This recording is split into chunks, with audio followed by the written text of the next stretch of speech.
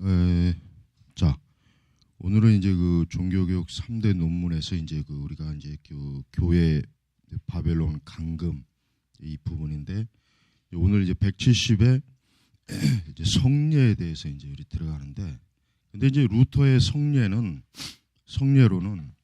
우리가 좀 알아야 돼요.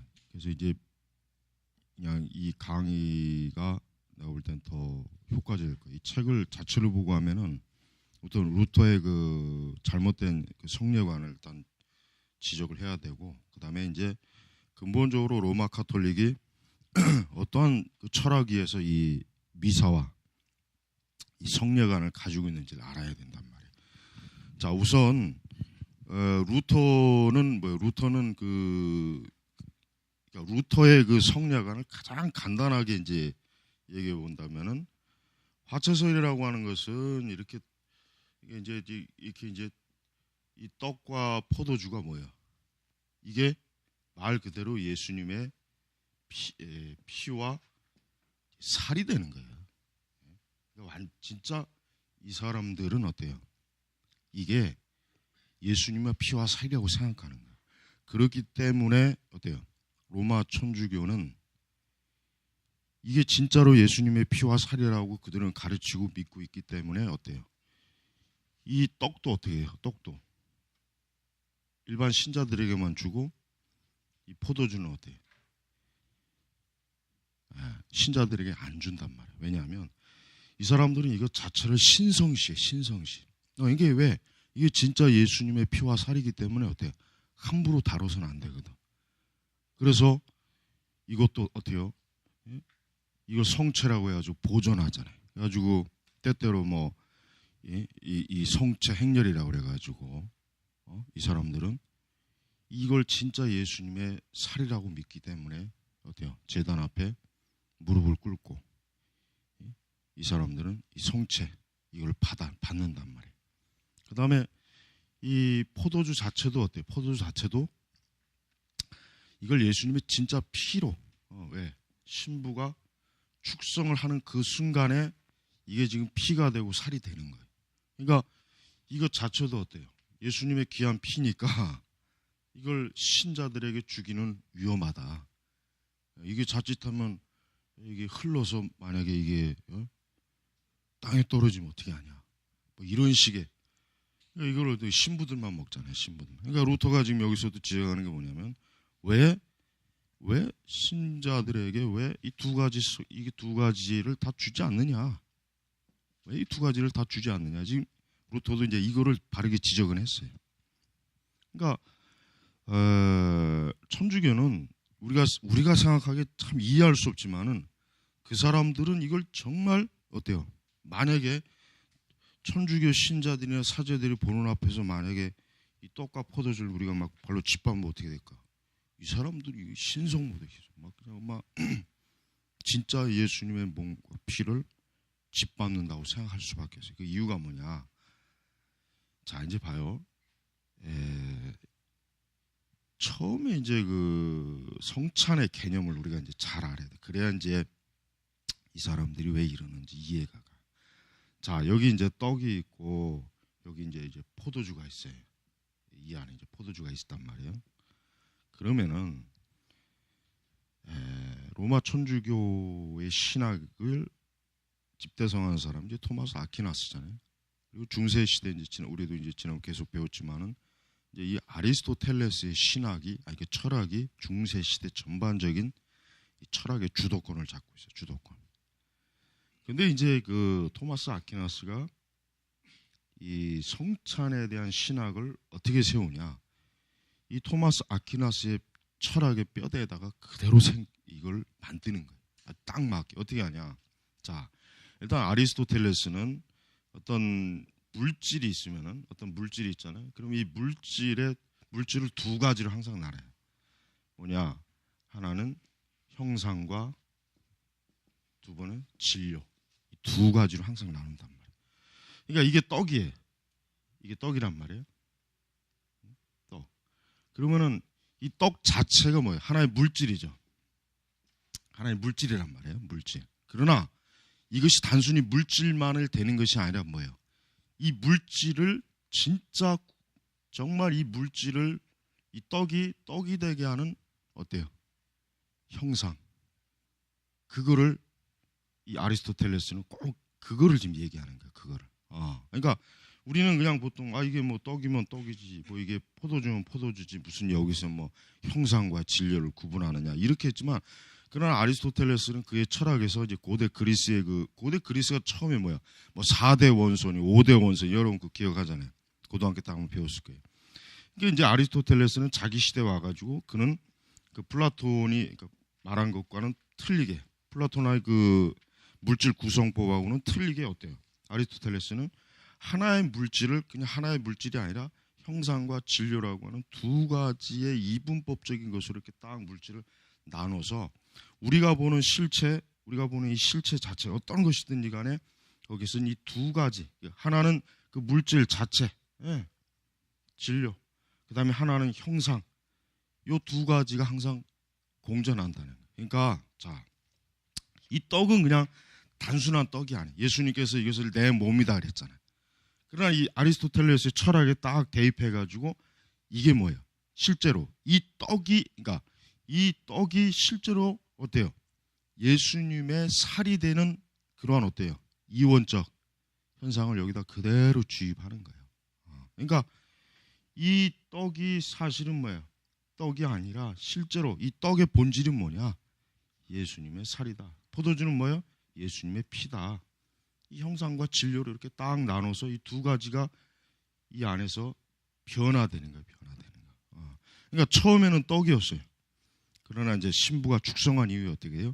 이 떡이 예수님의 살로 변하는 거예요. 그러니까 진짜 본질인 예수님의 살로 변한다는 이런 개념을 지금 이 형상과 진료라는 이 철학의 체계에다가 그대로 대입시킨 게 지금 이게 로마 천주교의 지금 화채설이라는 거예요. 근데 자, 그러면은 이제 플라톤 같은 경우는 이제 플라톤이 이제 아리스토텔레스의 스승이란 말이에요.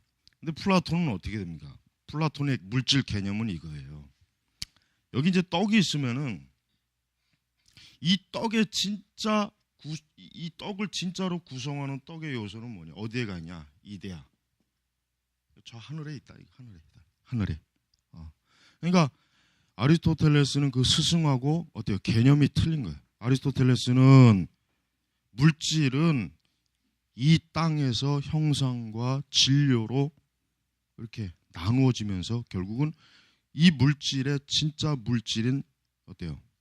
형상이 요 안에 고스란히 담겨 있다 이거예요. 그러나 플라톤은 어때요? 그 형상이 어디에 가 있다고요? 하늘, 이데아, 하늘 위에 가 있다. 그러니까 플라톤이 그 동굴 비유 보면은 이렇게 동굴이 있으면은 이 동굴에 어떤 사람이 있는데 그동안 평생 살면서 이 벽에 비친 것만 보고 자기가 살았단 말이에요. 그러나 이제 진짜 이 벽에 있는 이 비춰진 이것이 실제 어때요? 실제 형상이 아니라 실제 형상은 어때요? 이 동굴 밖에. 이게 바로 이제 이데아. 그러니까 동굴 밖에 진짜 실체가 있다는 거예요. 그러나 아리스토텔레스는 어때요? 동굴 밖에 무슨 실체가 있느냐? 이게 자체가 실체다 이거예요. 이게 자체가 실체다 이 말이에요. 그러니까 다른 데 가서 실체 찾지 말고 이 안에서 그냥 실체를 봐라. 그러나 플라톤은 어때요? 아니다. 이건 실체가 아니다. 실체는 저 바깥에, 동굴 바깥에. 그걸 이데아의 세계라고 그러단 말이에요. 그러니까 이제 이런 그 철학을 어때요? 예수님께서 이것이 나의 피다, 이것은 나의 나의 살이다. 그러니까 예수님께서 하신 말씀을 어때요?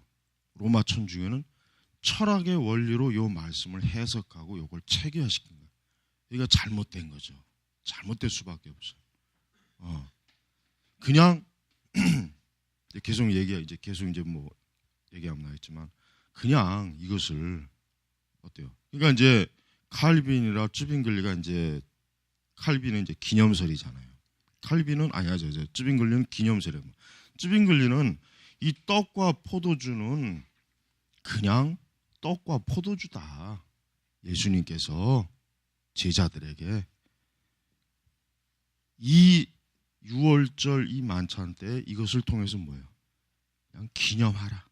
이 떡과 포도주를 먹을 때마다 내가 너희들을 위해서 십자가에서 죽으신 것을 기억하라. 이런 개념.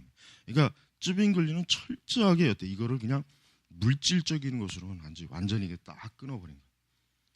그다음에 이제 루터가 좀 문제예요. 루터. 지금 루터의 그 성례로는 엄밀히 얘기하면 사실 어때요?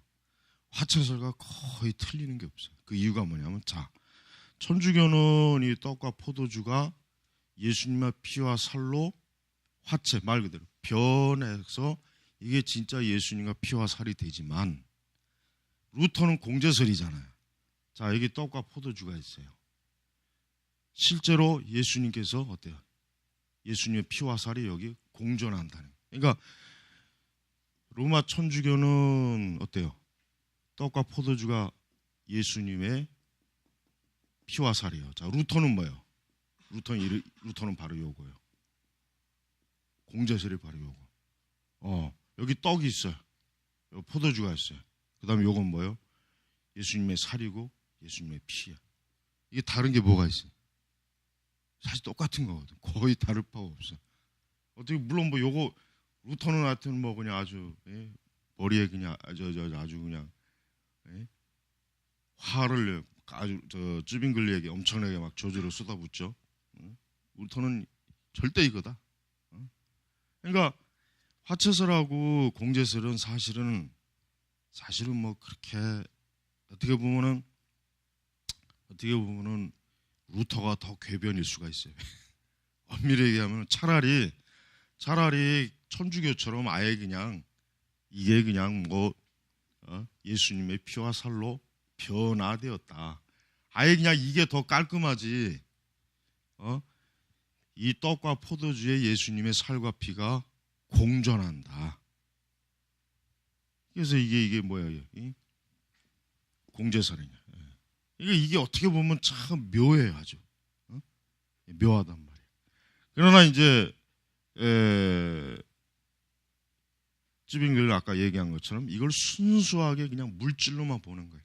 그리고 우리 성도들은 그냥 기념하라. 그러나 이제 칼빈의 영적 임재설은 뭐예요?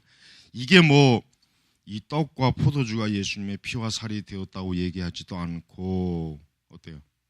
그렇다고 해서 루터처럼 여기에 예수님의 피와 살이 공제한다, 임재한다 뭐 이렇게 얘기하지도 않고 칼빈은 뭡니까? 우리가 성찬을 거행할 때마다 주의 영이 주님이 그 성찬에 하는 우리에게 영적으로 그곳에 임재해 계신다. 그래서 사실은 개혁파들은 다 어때요? 거의 대부분이 칼빈의 영적 임재설 거의 다 받아들여요. 거의 다 이걸 받아들인단 말이에요. 그러니까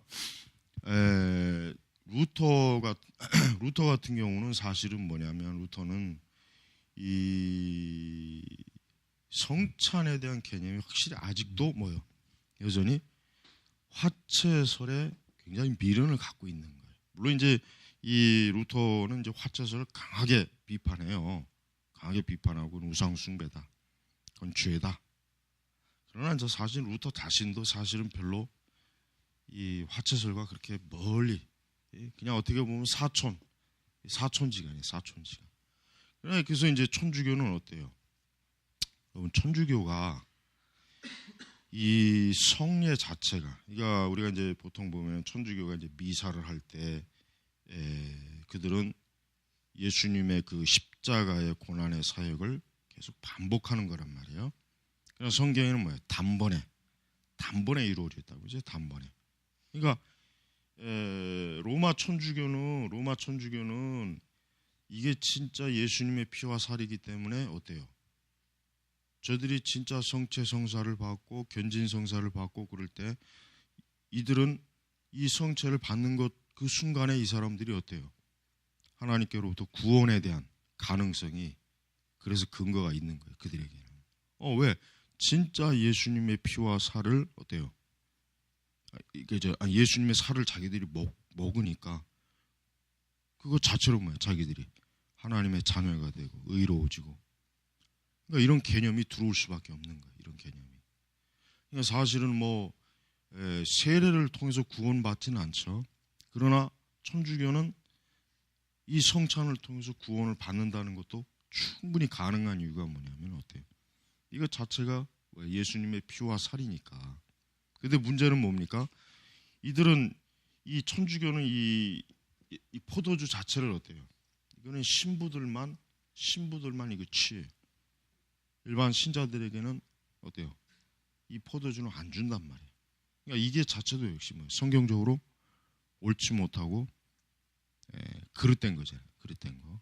그러니까 지금 이 문제도 있고. 그러니까 천주교의 이 화채설 개념이라고 하는 것은 전혀 성경적인 지지를 받을 수 있는 게 아무것도 없어요. 아무것도 없단 말이에요. 그리고 우리가 이제 물질이라고 하는 것도 그래요. 물질이라고 하는 걸 플라톤이나 아리스토텔레스나 사실 어때요? 그건 하나의 철학적인 궤변이에요. 그냥 빵이면 빵이지 여기서 무슨 본질이 있고 형상이 있고 무슨 여기서 뭐 이데아가 있고 그러면은 이게 자체가 그러면은 니네 이거 증명해 봐라.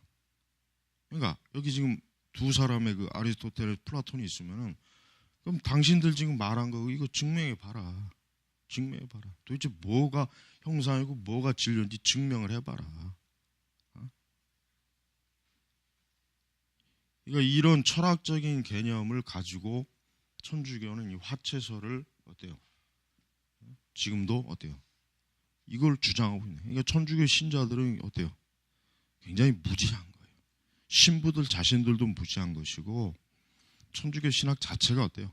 천주교 신학 자체가 철학에 의해서 세워진 것이기 때문에 성경적 신학이 이루어질 수가 없는. 이루어질 수가 없는.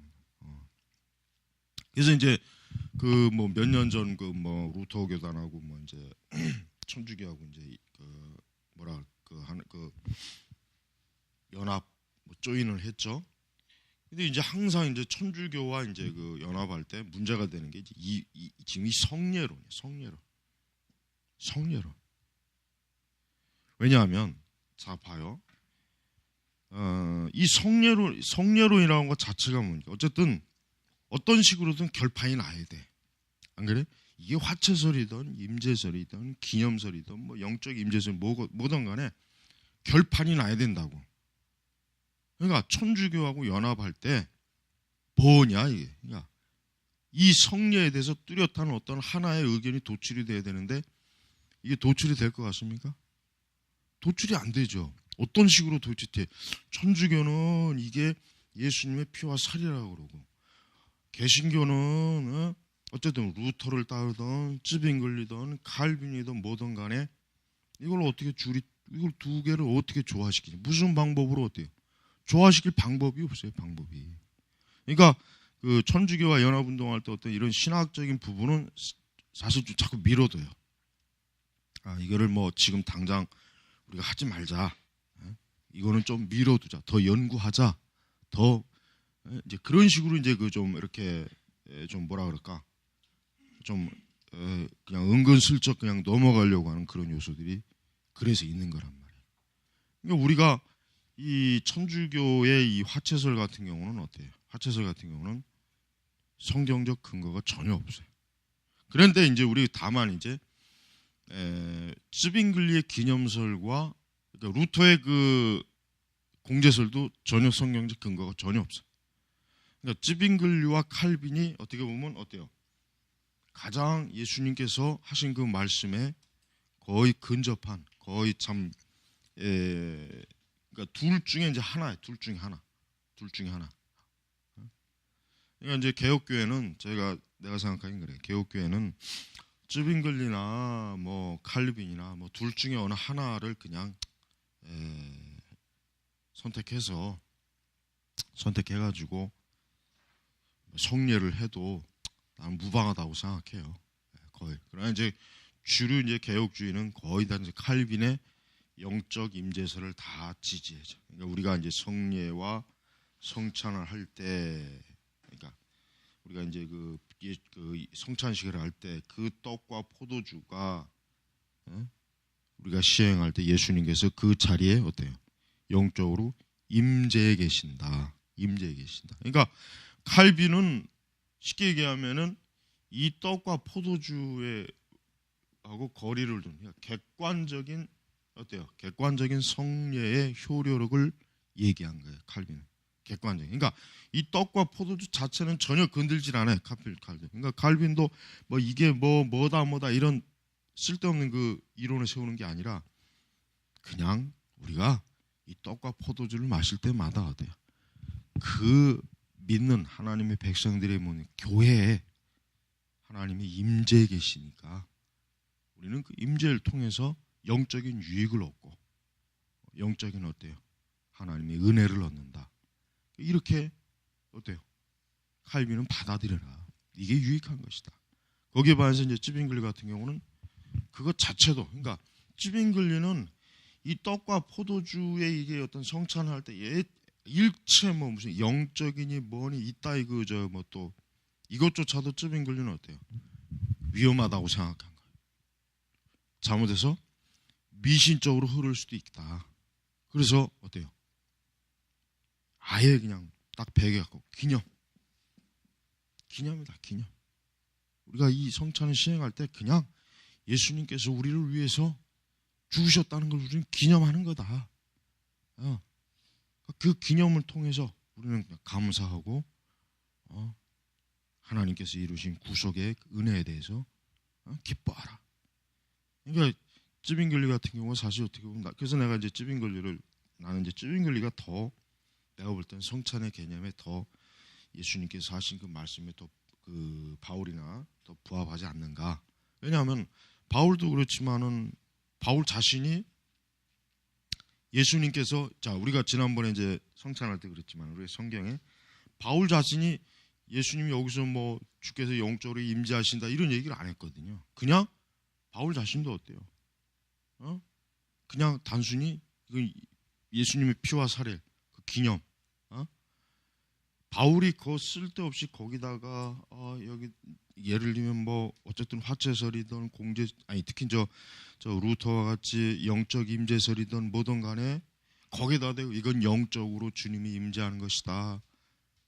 주님의 이 공재한 여기에 함께 하시는 것이다. 바울이 거기에다 쓸데없는 말을 부과한 게 없어요. 왜? 만약에 그게 맞다면 바울은 굉장히 어때요? 치밀한 사항을 합니다. 로마서를 봐요. 그는 어떤 교리의 문제에 있어서 바울은 어때요? 굉장히 치밀해요. 자세하게 설명하는 사람이에요. 그런데 왜 그 중요한 성찬에 그 피와 살, 떡과 포도주에 대해서 왜 만약에 칼빈이 맞다면 왜 주님이 임재하시는 영적인 그러한 자리다. 이 한마디를 나는 했을 것 같은데 일체 그런 말이 없잖아요. 깨끗해, 깔끔하게 그냥 끝나버린단 말이에요. 그러니까 나는 찌빙글리가 그래서 더 우리 개혁주의 교회에서는 찌빙글리가 더 이 성찬의 개념을 있는 그대로 바울이라든가 있는 그대로 예수님께서 그 구속의 그 십자가 그걸 드러내지 않아요. 또 예수님이 6월절 그 잔치를 할 때도 그래요. 6월절에 제자들에게 떡과 포도를 나누어 주면서 이것을 주님 오실 그날까지 교회가 시행하고 기념하고 이것을 그러나 이제 예수님도 이것을 시행할 때마다 내가 그 자리에 함께한다, 임재한다 이런 말씀을 하시지 않았단 말이에요. 물론 이제 그렇다고 해가지고 이제 우리가 근데 이제 사실은 임재라는 것도 그래요. 지금 우리가 있는 이 자리에서도 주님이 임재하시잖아요. 안 그래? 만약에 성찬의 그 특별한 어떤 임재설을 만약에 영적 임재설을 얘기한다면 모순되는 게 뭐냐면 그러면 성찬을 안 할 때는 주님 어디 계시냐 이거. 그때는 영적으로 임재 안 한다는 얘기냐. 그러니까 칼빈의 그 주장도 나는 좀 모순이 많다고 생각해. 찌빙글리가 제일 어때요? 문제가 없어요. 그러니까 어떤 이런저런 그 반박을 받을 때 전혀 이상이 없단 말이에요. 전혀. 칼빈 같은 경우도 그러면은 우리가 다른 때는 예수님이 임재하는 것과 여기 성찬 때 임재하는 것과 다른 게 뭐냐 이것도. 그럼 그 뭐 어떤 정도 차이냐 이거예요. 또 뭐 성찬 때는 더 강하게 임재하고 평상시에는 약하게 임재하고. 그러니까 칼빈 같은 경우는 이제 그 매주마다 성찬을 시행하라 그랬죠. 매주마다. 그 이유가 뭐냐면 바로 그것 때문에. 칼빈은 자기가 생각하기에 성찬을 할 때 더 주의 임재가 더 특별하게 강하게 있을 거라는 믿음을 가진 것 같아요. 내가 볼 때는. 그러니까 매주마다 하라는 얘기. 매주마다. 그러니까 칼빈이 왜 매주마다 하라고 했냐. 할 이유가 뭐냐 이거야.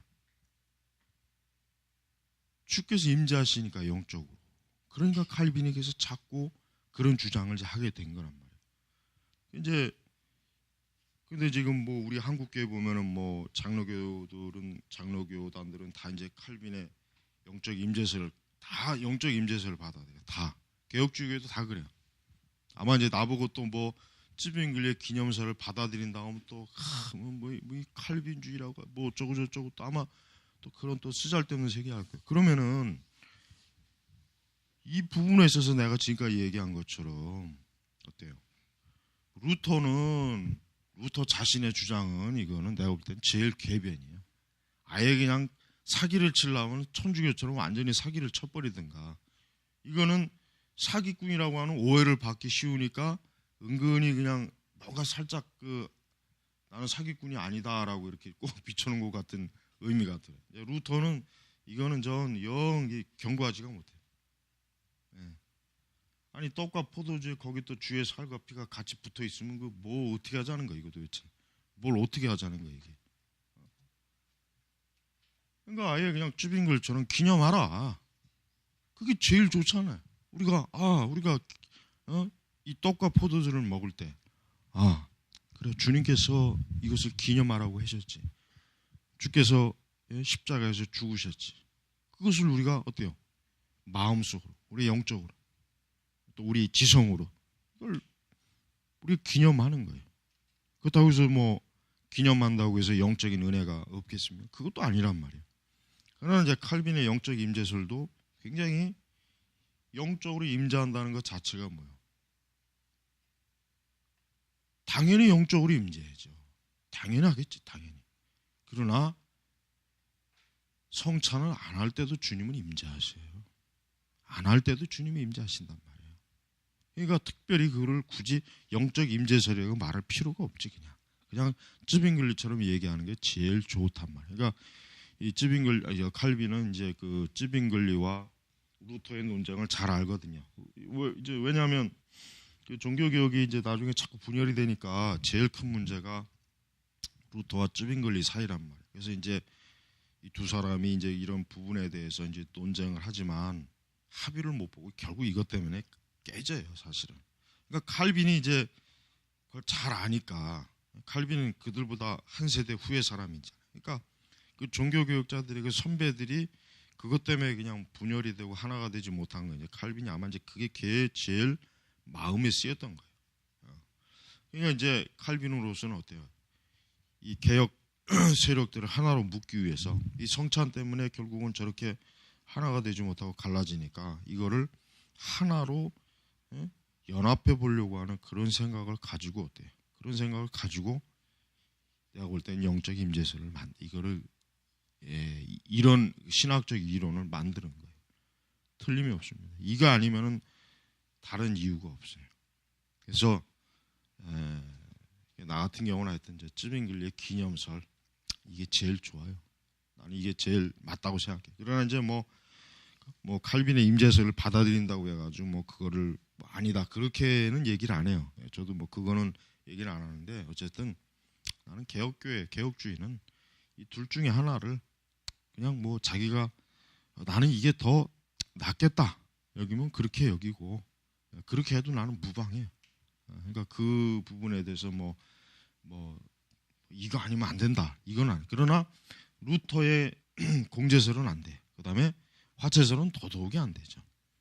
그러니까 여러분 이 천주교 국가는 이 성체 행렬 여러분 보셨잖아요. 이 신부가 이렇게 높이 막 그게 뭐냐면 예수님의 살이거든. 그러니까 그게 막 지나갈 때마다 거기에 막 무릎을 꿇고 막 기도를 하고 왜 진짜 예수님의 살이 가니까 이게 사실은 그 화채설이라는 개념 자체가 굉장히 참 나쁜 거죠. 나쁘고 아주 미신적이고 좋지 못한 것이란 말이에요.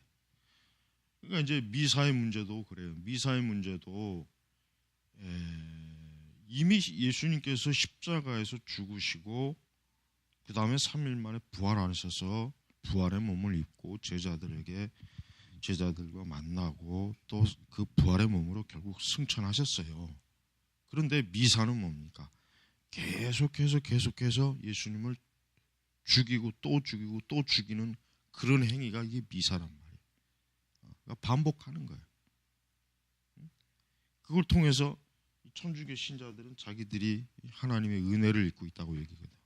하지만은 그러나 성경 어디에도 미사의 개념이 없어요.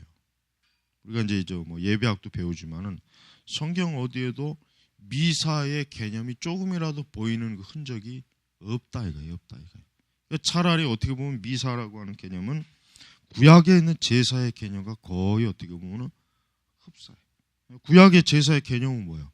히브리서에도 나오지만은 제사장도 바뀌어야 돼. 계속 제사장도 바뀌지. 그러니까 이제 천주교에서 신부 자체가 뭐예요? 제사장이 되는 거예요, 사실은. 제사장이 돼갖고 어떻게 해요? 그 제사, 미사를 주관하는 거예요. 그러나 이미 예수님 자신이 대제사장이잖아요. 그러니까 더 이상 대제사장도 필요 없는 거예요. 구약의 모든 희생 제사 자체가 이미 벌써 어때요? 예수님을 통해서 다 이루어진 건데, 그러나 천주교의 그 미사라고 하는 것 자체가 뭡니까? 구약의 희생제사, 그러니까 즉 계속해서 반복하는 그 희생제사와 거의 차이가 없다는 거예요.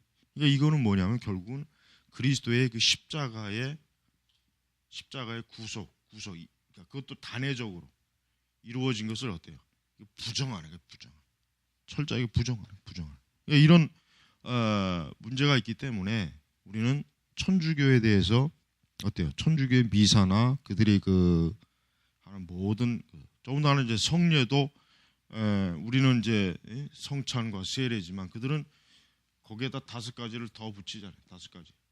그러니까 이 사람들은 예수님께서 제정하지 않은 것, 또 사도들이 명령하지 아니하는 것을 5가지를 자기들이 임의를 붙여갖고 어때요? 임의를 붙여가지고 이것을 교회가 해야 될 어떤 성례, 거룩한 의식으로 완전히 어때요?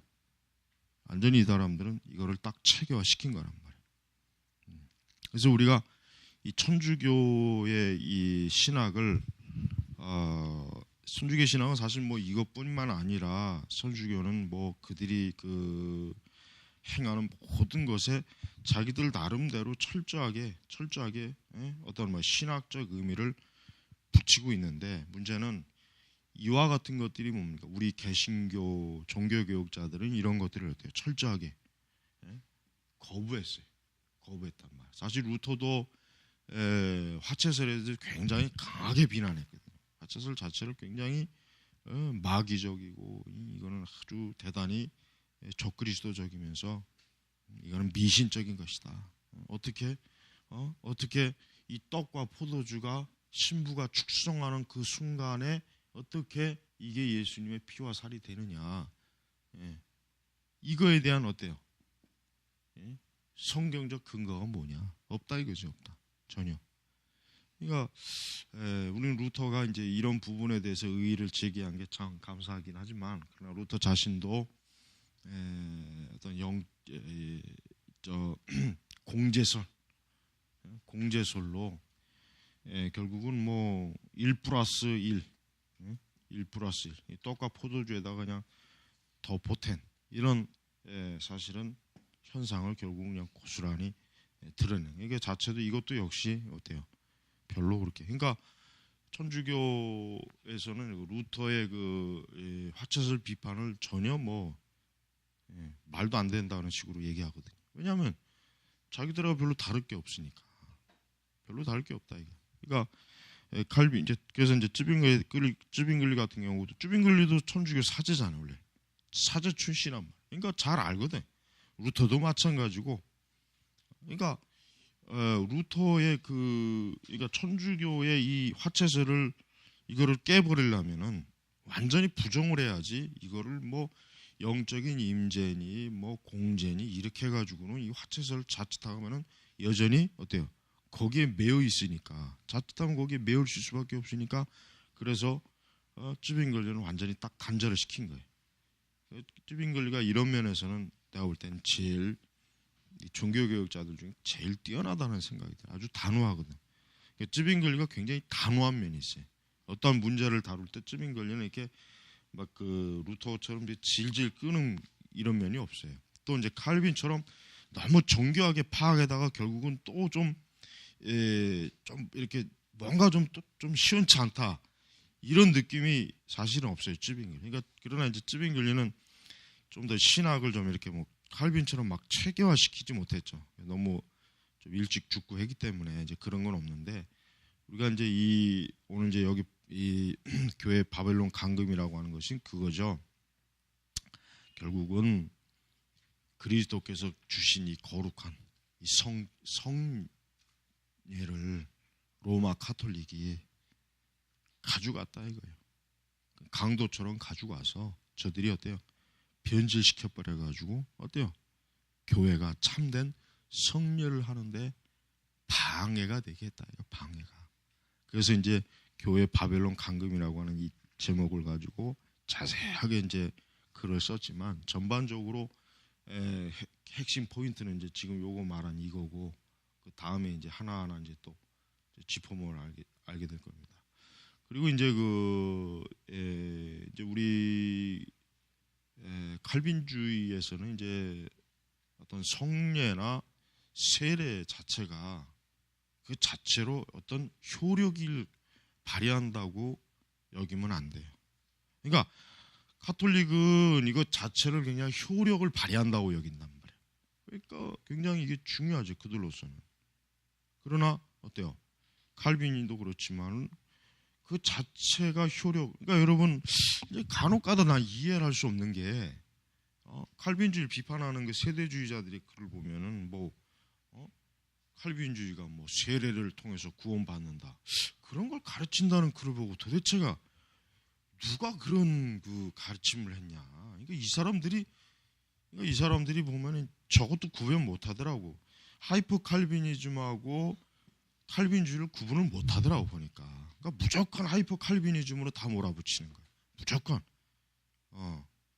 그러니까 칼빈주의 비판하는 그들을 볼 때마다 이 사람들이 좀 칼빈주의를 좀 제대로 알고 비판하면 괜찮겠는데 전혀 모르는 상태에서 비판하고 있더라. 거의 대부분 다 그래.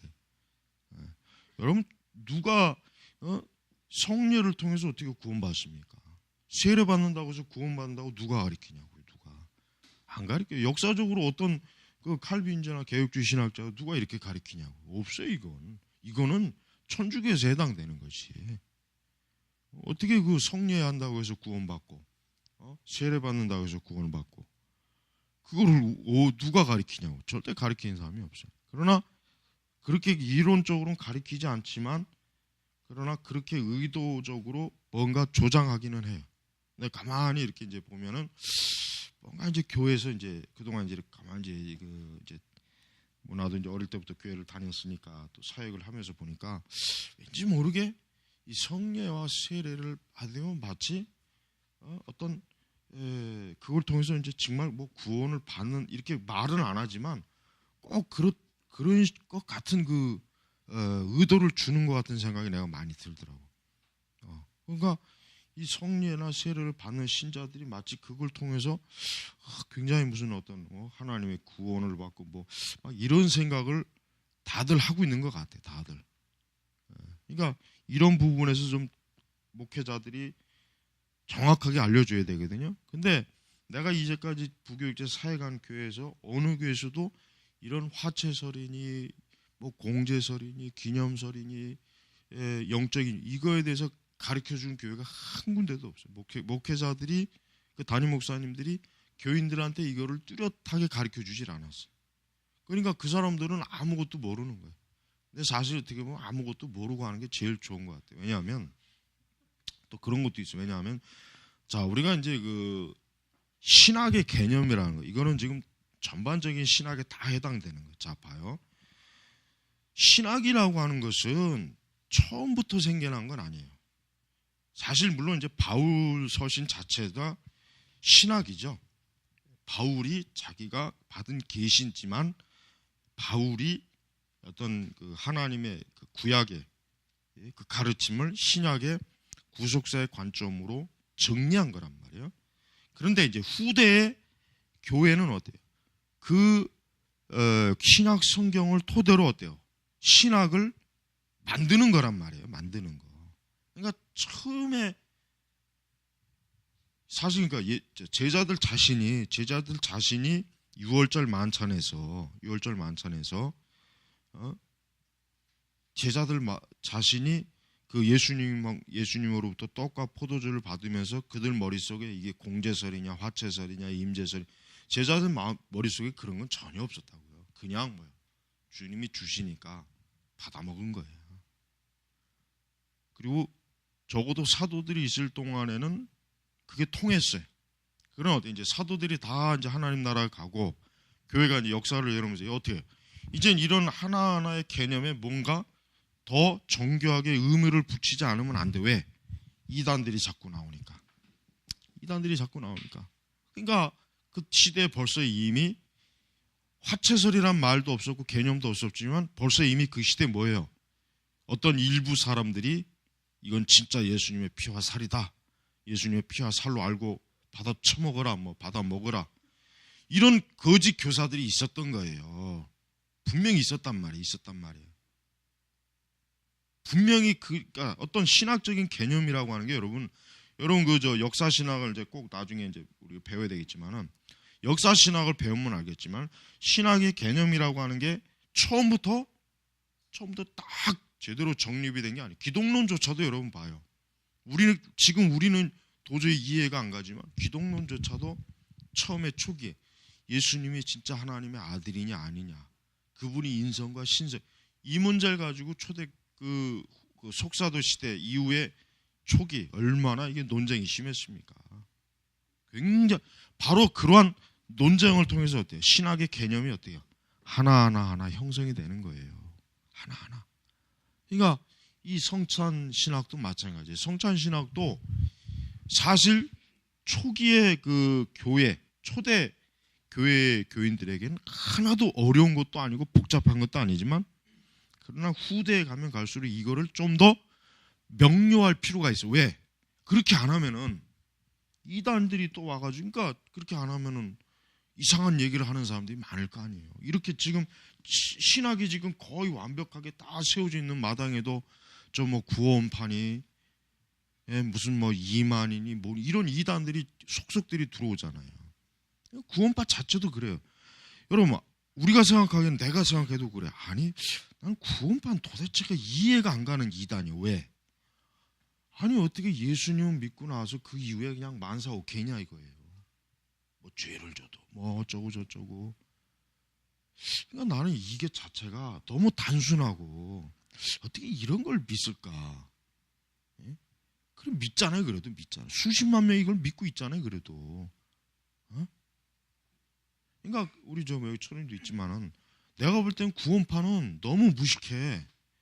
오히려 저 신천지가 더 정교해요. 하나님의 얘기가 더 정교해. 차라리 구원파는 하나도, 그러니까 구원파가 이 녀석들이 조금 더 이 구원파 교리는 문제가 있구나. 그리스도를 믿고 난 이후부터도 뭐예요?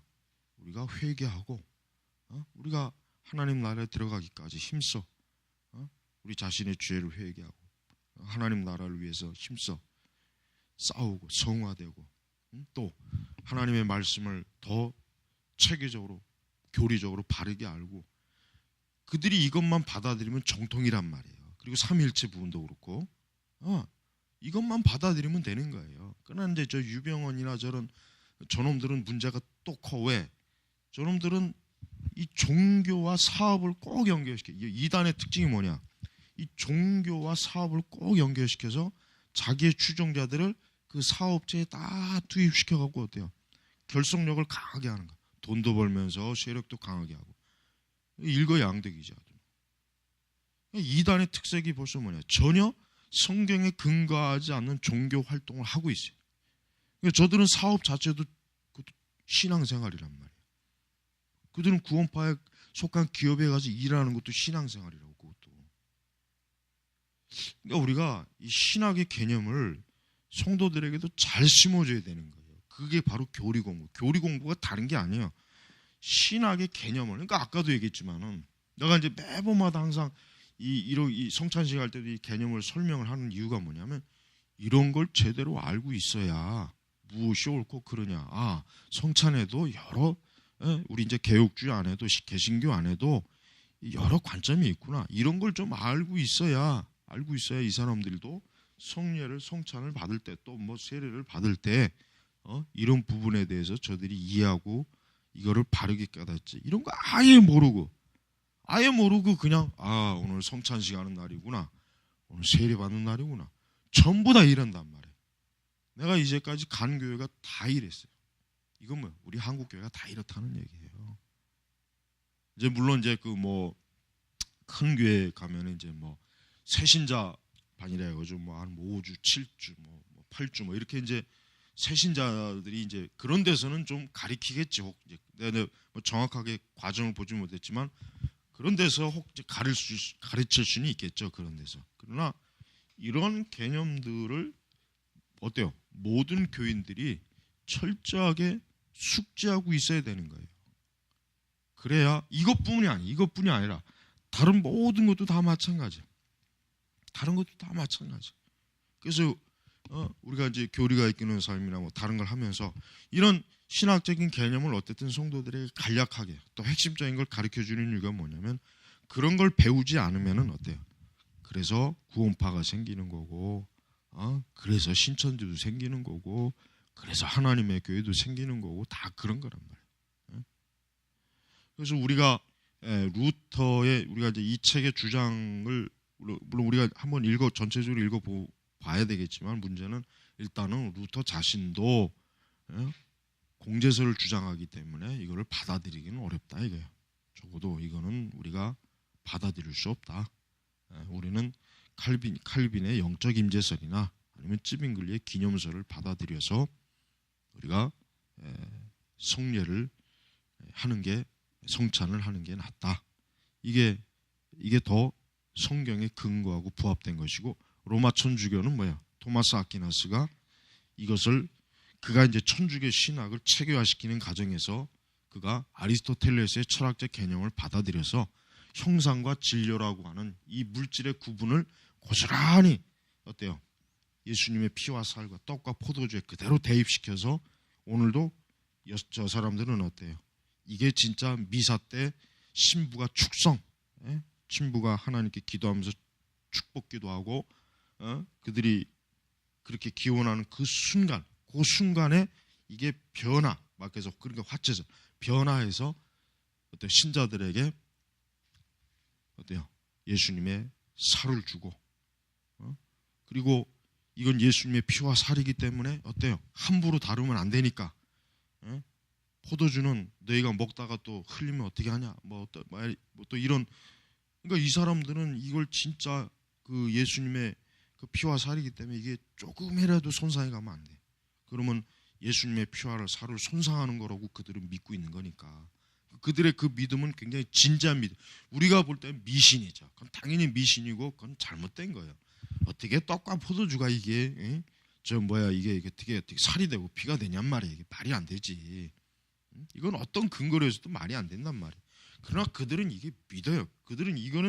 그들로서는 이게 종교적 신념이 굉장히 크다고, 엄청나게 큰. 이건 그러니까 여러분 우리가 하나의 종교, 우리가 어떤 신념, 믿음이라고 하는 것 자체를 어때요? 외부에서 볼 때는 굉장히 우습고 멍청한 놈이다. 예를 들면 우리가 이만희 대해서 야 어떻게 저런 걸 믿냐, 저런 말. 그러나 그들은 굉장히 진지한 거예요.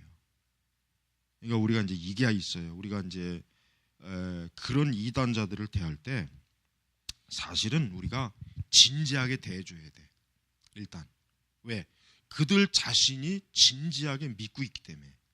그래서 우리가 이단자를 대할 때 일단은 그들의 믿음과 그들의 그 신앙 체계를 진지하게 대해줘야 돼. 그러면서 대화를 하는 게 좋습니다. 그냥 처음부터 이 멍청한 놈아, 어떻게 그렇게 병신같이 그런 걸 믿고 있느냐, 너 어떻게 그런 말도 안 되는, 그러면 벌써 뭐예요? 반감이 생겨요. 왜냐하면 자기로서는 진지하게 정말 믿고 있기 때문에. 근데 그거를 웃음거리로 조롱하면은 기분이 안 좋잖아요. 그러니까 일단은 어때요? 진지하게. 그러니까 신천 그래 난 너 일단 그래 나는 네가 일단 너가 그렇게 현재 믿고 있는 거에 대해서 일단은 그것도 너의 어떤 믿음이라고 내가 그래 인정을 한다. 그러나 우리 한번 요 부분에 좀 더 진짜 냉정하게 냉철하게 한번 따져보자. 이렇게 대화를 하는 게 좋습니다. 이렇게 대화해야지 그들의 신앙을 무시하면 안 돼요. 왜? 그들 자신의 신앙은 진지한 거란 말이에요. 그들은 진짜 자기가 믿는 게 사실이라고 믿는 척하는 게 아니라 진짜 믿고 있기 때문에 거기에 빠져 있는 거지. 장난으로 빠진 게 아니란 말이에요. 장난으로. 그래서 여러분 우리가 이제 천주교 신자들을 만나도 사실 천주교 신자들도 이걸 모르죠. 천주교 신자들 중에서도 자기들이 화채설을 통해 했다는 거 아는 사람은 내가 볼 때는 거의 없을 거예요. 그리고 이 화채설이 이 아리스토텔레스의 철학의 형상과 진료라고 하는 물질 구분해서 이게 만들어졌다는 거 아는 사람은 내가 볼 때는 거의 없을 것 같아. 거의. 그러니까 어때요? 그 사람들 혹 천주교인들을 만날 때 이런 부분에 대해서 어때요? 이런 네 가지 이런 것들을 한번 조목조목 진지하게 얘기하면서 그들로 하여금 어때요? 이 부분에 대해서 너가 한번 생각을 해봐라. 네가 진짜 여기 이렇게 떡과 포도주가 있는데 이게 정말 실제로 신부가 축성을 했다고 해가지고 이게 피와 살로 변하겠느냐? 이게 변하겠느냐?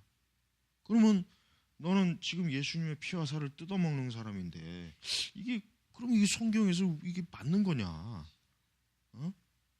아니 성경에 아무리 봐도 예수님께서 자기 살을 뜯어먹고 피를 마시라는 거는 아닌데 이거는 그냥 예수님도 내 살을 먹고 내 피를 마시는 자마다 그 얘기 자체도 뭐예요?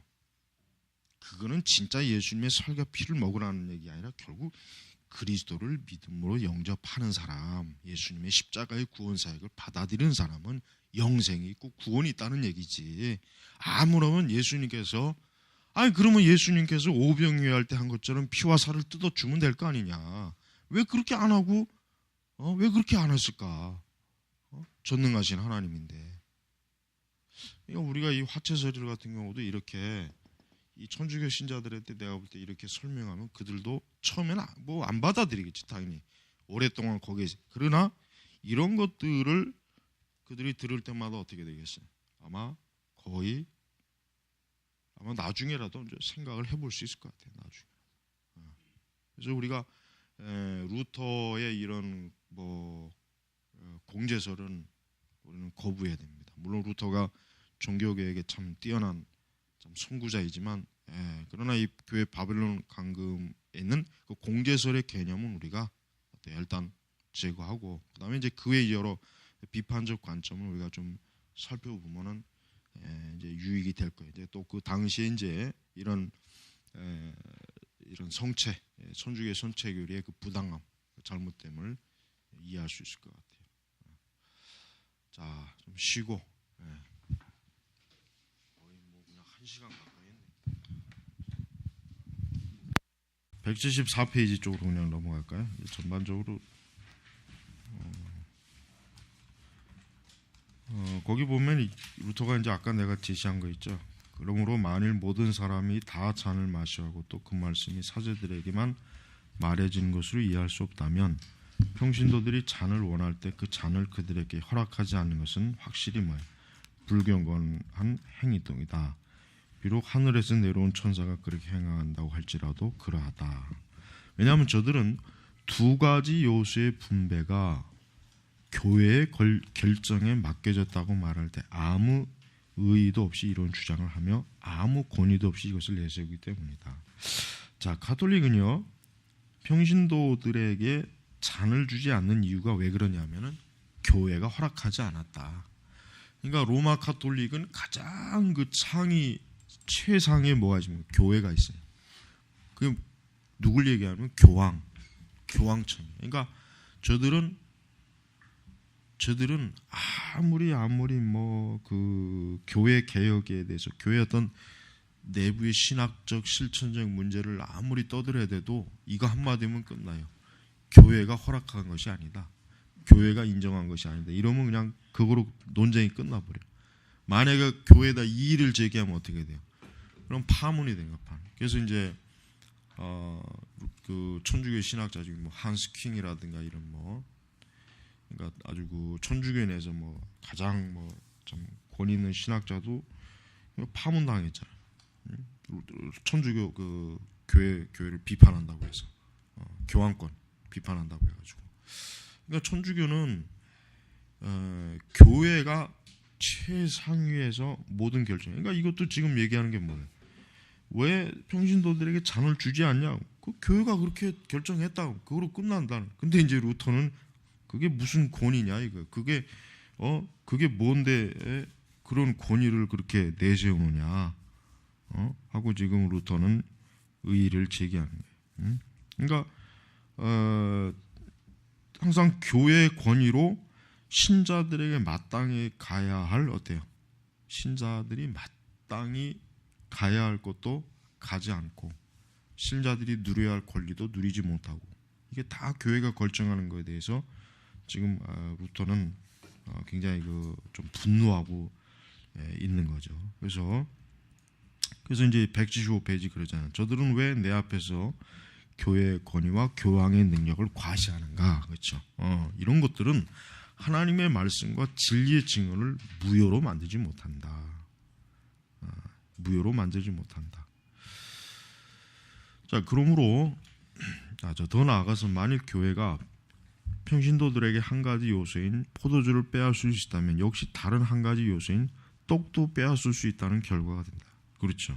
그러므로 교회는 평신도들에게서 전 제단의 성례를 빼앗고 또 그들에 관한 한 그리스도의 제도를 완전히 무효화시킬 수 있을 것이다. 무슨 권위로 그렇게 할 수 있는지 묻고 싶다. 만일 교회가 떡이나 두 요소를 빼앗을 수 없다면 포도주도 빼앗을 수 없는 것이다. 그렇죠. 분명히 예수님께서는 제자들에게 또 그 다음에 바울은 떡과 포도주에 대해서 그것을 신자들에게 분명히 주는 것이란 말이 그리스도께 주는 것처럼. 근데 거기 어떤 말씀에도 신자들에게 잔은 주지 말아라, 뭐 신자들에게 떡은 주지 마라 이런 말씀이 없거든. 그런데 왜 로마 카톨릭은 자기들 멋대로 함부로 하나님의 말씀을 그렇게 지 멋대로 왜 처리하느냐? 그러니까 결국은 저들은 지들이 하고 싶은 대로 뭐든지 다 할 수 있는 거 아니냐? 지금 그거를 지금 얘기하는 거예요. 자, 그래서 계속 이제 넘어가면은 176페이지로 넘어가면은 하반절 모든 사람이 평신도들에게 성례의 은총을 표정없이 수여하는데 평신도들에게 두 가지 요소 곧 보이는 표정을 거부할 필요성이 어디에 있고 종교적인 의무가 어디 있으며 실제적인 효용이 어디 있는가. 만일 저들이 보다 큰 은총에 수여한다면 왜 보다 작은 표직은 수여하지 않는가. 왜냐하면 모든 성례에 있어서 이러한 표직은 성례 자체보다 비교도 되지 않기 때문이다. 그래서 이제 루터는 이제 성례의 은총, 로마 카톨릭은 성례의 은총을 잃어버렸다. 그는 이제 결론적으로 사실 그렇게 얘기해요. 그러면서 이제 지금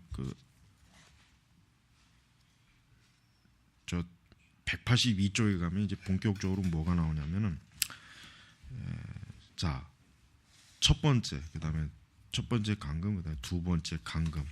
두 번째 간금은 양심에, 그다음에 첫 번째는 뭡니까? 본질이나 완전성에. 그다음에 세 번째. 이 두 번째가 좀 길고 이제 세 번째가 이제 그러니까 두 번째가 아까 내가 말한 그거예요. 두 번째가 결국 그 얘기를 한 거예요. 그다음에 세 번째 간금이 뭐예요? 193페이지. 모든 것 중에 가장 사악한 어행이 오늘날 교회에서 미사가 선행이고 희생자라는 의견보다 더 일반적이고 더 확고하게 믿어지는 의견이 없게 되었다. 그러니까 지금 미사와 희생, 미사 자체 오류에 대해서 지금 여기 얘기하는 거예요. 그래서 요거를 한번 쭉 읽어봐요. 그러면 이제 아까 내가 강의한 그 부분에 대해서 이제 잘 아마 얘기할 거예요. 이제 그러나 이제 그 두 번째에서 이제 루터는 좀 공제설적인 그런 개념을 좀 설명하니까 그거는 조금 이제 구분하면 되겠고.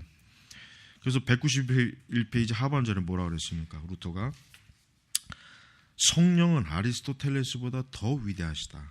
철학이 그 변질을 알아내겠는가? 아니, 저들은 여기서 모든 철학이 넘어진다는 것 스스로 영인하지 않는가? 히라보와 라틴어에서 이것이라고 하는 대명사가 몸을 가리킨다고 하는 것은 이 히라보와 라틴어에서 두 낱말이 같은 성에 속한다는 것을 기인하다. 그러나 중성이 없는 히브리에 있어서 이것이 떡을 가리키기 때문에 이것은 내 몸이다라고 말하는 것이 적절할 것이다. 실제로 그 언어의 특성과 통상적인 뜻은 다 주어, 이것가 분명히 떡을 가리키고 몸을 가리키는 것이 아님을 입증을 말하자면 이것은 내 몸이다 하고 여기 있는 바로 이 떡이 내 몸이다라고 그리스도께서 말씀하실 때 그러하다는 것이다. 그러니까 지금 루터는 조금 공제성적인 개념을 지금 서서히 이제 자꾸 이제 집어내요. 그러나 이제 루터가 어떻든 아리스토텔레스의 그 형상과 진료라는 그 개념으로 카톨릭이 화채설을 만든 것은 잘못된 것이다라고 하는 비판은 정확한 거예요. 아주 정확하게 잘한 것입니다. 그래서 아리스토텔레스가 성령보다 더 위대하냐? 너희 이 천주교는 아리스토텔레스가 그렇게 더 대단하게 여기냐? 철학이 무슨 진리를 발견하느냐? 뭐 이렇게 이제 얘기하는 것입니다.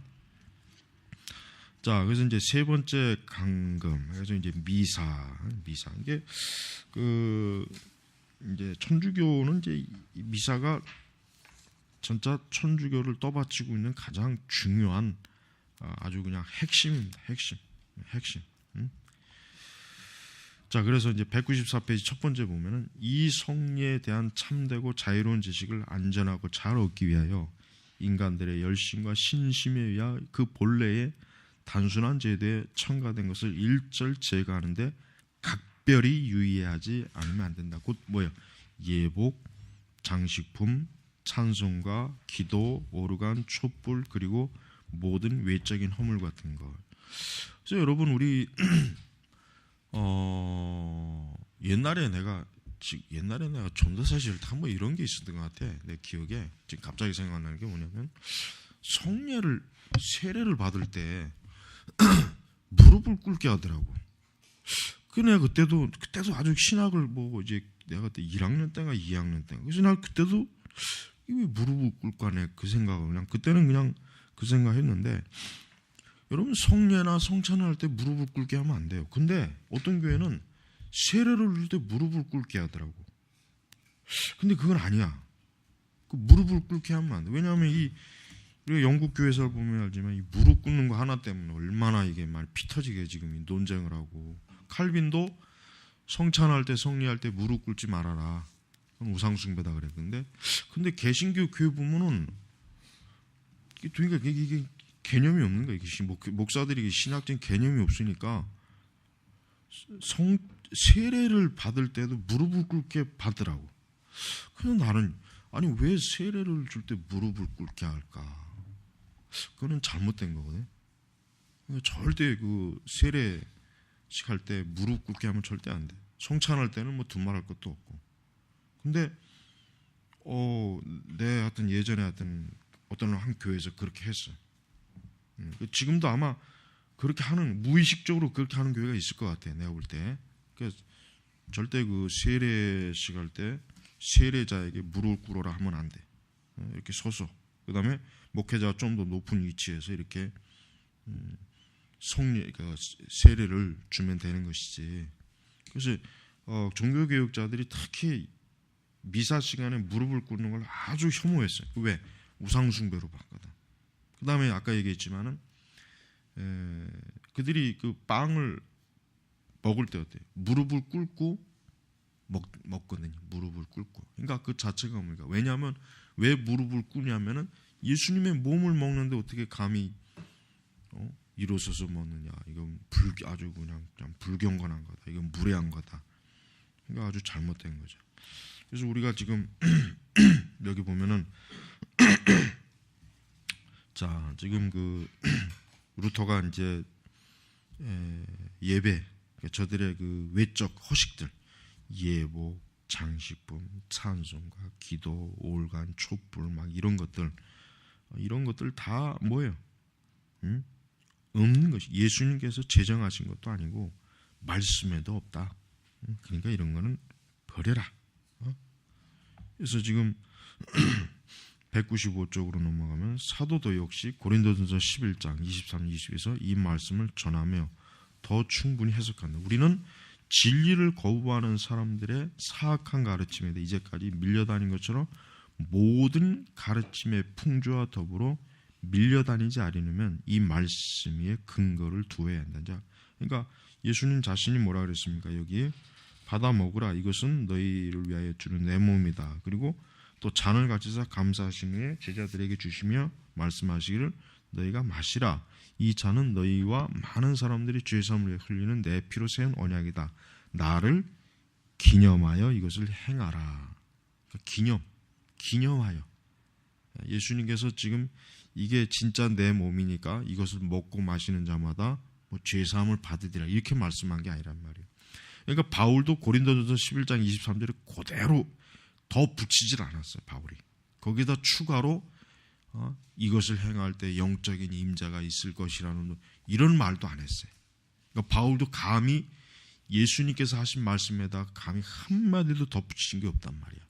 그대로 받은. 그래서 바울이 그랬잖아요. 주께 받은. 그러니까 바울이 얼마나 이걸 주의했는가를 우리가 알아야 되는 거예요. 자, 다음 시간에